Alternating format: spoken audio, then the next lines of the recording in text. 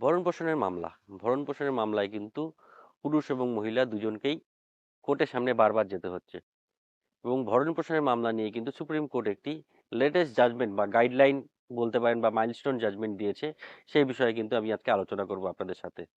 যে কিভাবে কি হচ্ছে এবং নতুন এই গাইডলাইনের পরে কি, কি করা উচিত, কি না করা উচিত আপনারা নিজেরাই বুঝতে পারেন পুরো ভিডিওতে দেখার পরে। সুপ্রিম কোর্টে রিসেন্টলি ২০২৩ সালে নভেম্বর মাসে একটি ডিটেইল গাইডলাইন দিয়েছেন মেইনটেন্যান্স এর উপরে। মানে এই বহুকে স্ত্রীকে এবং তার চিলড্রেনকে মেইনটেন্যান্স দেওয়ার যে গাইডলাইনগুলো সেগুলো দেওয়া হয়েছে। এবং সেই যে কেসটা যে কেসের উপর ডিপেন্ড করে এই গাইডলাইনটা দেওয়া আছে, সেই কেসটার সম্বন্ধে আমি বলে দিচ্ছি, আপনারা কিন্তু নোট ডাউন করে রাখতে পারেন। সেটা হচ্ছে অদিতি মেথি ভার্সেস জিতেশ শর্মা। ঠিক আছে? এই যে কেসটা, এই কেসটা কিন্তু ফ্যাক্টটা আপনাদেরকে জানতে হবে যে ফ্যাক্ট কিসের জন্য এই গাইডলাইনগুলো দেওয়া হলো এবং কিসের উপরে বিচার করে।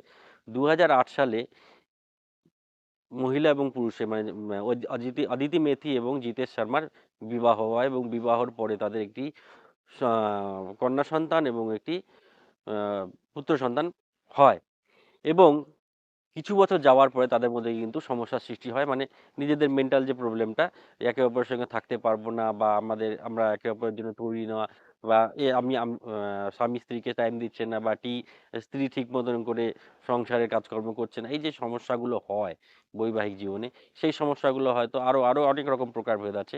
সেই সমস্যাগুলো প্রকট হতে থাকে যখন, তখন কিন্তু একে অপরের সঙ্গে কেউ এরা থাকতে পারে না এবং এই মামলাটা তারা করে। একটা স্ত্রী গিয়ে কোর্টে ডিভোর্সের জন্য তারা অ্যাপ্লিকেশন করে, ডিভোর্স ফাইল করে এবং সঙ্গে কিন্তু স্ত্রী যে তার জন্য মেনটেন্যান্স একটা ফাইল করে নিজের জন্য। এবং ও, যেটা আমি বলতে ভুলে গেলাম সেটা হচ্ছে ডিভোর্স ফাইল করার আগেই কিন্তু পুত্র সন্তান যেটা সেটা কিন্তু বাবার কাছে চলে যায় এবং যে কন্যা সন্তান সেটা কিন্তু তার স্ত্রীর কাছে থেকে যায়। যেহেতু পুত্র সন্তান বড় ছিল এবং সে ৯ বছরের উপরে ছিল, সে তার বাবার কাছে থাকে এবং সে কন্যা সন্তান সে তার বয়স ৯ বছরের নিচে ছিল, বসে থাকে মার কাছে। এবার যখন ডিভোর্স কেস ফাইল হয় এবং কয়েক বছর পরে সেটা ট্রায়ালের পরে, ট্রায়াল তো বলা যাবে না, এটা বলে হিয়ারিং এর পরে শেষ হয়ে যায়, যেহেতু সিভিল কেস তার জন্য হিয়ারিং বলতে হবে। তো সেটা শেষ হয়ে যায় এবং জাজমেন্টও হয়, ফাইনাল জাজমেন্ট। কিন্তু মেনটেন্যান্স যে কেসটা ফাইল করা হয়েছিল, যে মানে ওয়াইফ আর ডটারের জন্য, মানে মেয়ের জন্য যে মেনটেন্যান্স চাওয়া হয়েছিল, সেটা কিন্তু পেন্ডিং ছিল ফ্যামিলি কোর্টে। সেটা যখন ডিসাইড করতে যাওয়া হয়, ফ্যামিলি কোর্ট কিন্তু হাজবেন্ডকে অ্যাওয়ার্ড করে ২০,০০০ টাকা মেনটেন্যান্স দিতে হবে মেয়ের জন্য, স্ত্রীকে মেনটেন্যান্স দিতে হবে না কোনো, কারণ ডিভোর্স কেসে কিন্তু একটা মোটা অঙ্কের টাকা অ্যালিমনি হিসাবে ওয়াইফ তার হাজবেন্ডের কাছে নিয়েছিল। যার কারণে শুধুমাত্র মেয়ের জন্য ২০,০০০ টাকা মেনটেন্যান্স অ্যাওয়ার্ড করে ট্রায়াল কোর্ট, মানে যে ফ্যামিলি কোর্টে মামলাটা ফাইল ছিল সেই ফ্যামিলি কোর্ট। এই রায়ের বিরুদ্ধে হাজবেন্ড হাইকোর্টে চলে যায়। হাইকোর্টে যাওয়ার পরে কিন্তু সে যে গ্রাউন্ডে ওখানে অ্যাপিলটা করে, যে বলে যে প্রথমে আমার ব্যবসা ভালো মতন চলতো এবং সেই মোতাবেক কিন্তু আমি ২০,০০০ টাকা দিতে পারতাম, কিন্তু বর্তমানে আমার অর্থনৈতিক অবস্থা খুবই খারাপ, যার জন্য আমি এই টাকাটা দিতে পারছি না। আমি অর্থনৈতিক সাহায্য দিতে চাই আমার মেয়েকে, কিন্তু সেটা কম করে দেওয়া হোক। সেক্ষেত্রে কোনো রকম হাইকোর্ট যেটা করেছে ভুল, কোনো রকম কোনো বিচার না করে বা কোনো রকম ক্যালকুলেশন না করে, কোনো রকম ডেপথে না গিয়ে ২০,০০০ থেকে সোজা ৭,৫০০-এ একটা মেনটেন্যান্স ফিক্সড করে দেওয়া হয়। এই মেনটেন্যান্সটা ফিক্সড করে দেওয়ার পরে কিন্তু ওয়াইফ যে, মানে মেয়ের মা, মেয়ের মা কিন্তু সোজা চলে যায় হচ্ছে সুপ্রিম কোর্টে। সুপ্রিম কোর্ট এখানে বলে যে হাইকোর্ট যে অর্ডারটা পাস করেছে সেটা কিন্তু একদমই ভুল পাস করেছে।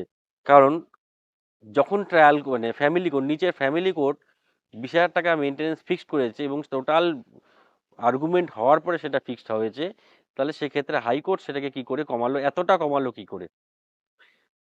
সেই কথা বলতে গিয়ে, মানে জাজমেন্ট দিতে গিয়ে সুপ্রিম কোর্ট যে কেসটার উদাহরণ দিয়েছে এখানে, রাজেশ ভার্সেস নেহা ২০২১, এখানে এই কেসের ক্ষেত্রে একটা জিনিস বলা হয়েছে যে যখন কোনো মেনটেন্যান্স কেস ফাইল হয় সেখানে সেই সময় কিন্তু দুপক্ষই একটা ইনকাম এফিডেভিট ফাইল করে, যে কার কতটা অ্যাসেটস আছে, কার কতটা অর্থ আছে বা কার কতটা ইনকাম আছে এবং কার কতটা খরচ আছে। সেক্ষেত্রে যে এফিডেভিটটা দেওয়া হয় তাতে কিন্তু কোর্ট অন্য পক্ষকে সুযোগ দেয় সেটাকে কিন্তু জবাব দেওয়ার জন্য, যে এটা সত্যি এটা মিথ্যা এই ব্যাপারটা করতে দেওয়া হয়। এবং কেস চলাকালীন কিন্তু এই ব্যাপারটাকে অ্যামেন্ডমেন্ট করা যায় বা মডিফিকেশন করা যায়। সেক্ষেত্রেও কিন্তু বিপরীত পক্ষকে এর কাউন্টার করার জন্য সুযোগ দেওয়া হবে। তো এক্ষেত্রে যেটা যা ডিসিশন মেকিং এর আগে সুপ্রিম কোর্ট আরও একটি কেসের জাজমেন্টকে তুলে ধরে রেফারেন্স হিসেবে, সেটা হচ্ছে নেহা ত্যাগী ভার্সেস দীপক ত্যাগী 2022 সুপ্রিম কোর্ট।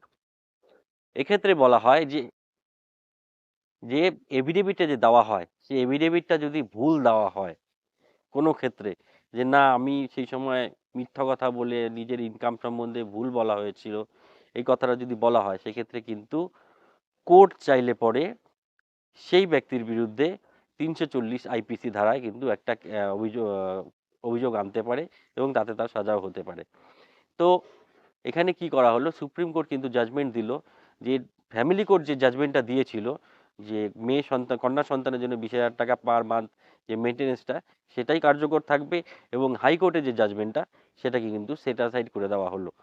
এবার এর থেকে একটা জিনিস বুঝতেই পারছেন নিশ্চয়ই, যে ডিভোর্স হয়ে গেলেও কিন্তু আপনার যে সন্তানের উপরে দায়বদ্ধতা সেটা কিন্তু থেকেই যাবে, এবং কেস শুরু হওয়াকালীন বা প্রথম অবস্থায় আপনি আপনার যে ইনকাম এফিডেভিটটা দিচ্ছেন, সেই ইনকাম এফিডেভিটটা যথেষ্ট যুক্তিযুক্ত দেবেন এবং উইথ প্রুফ দেবেন।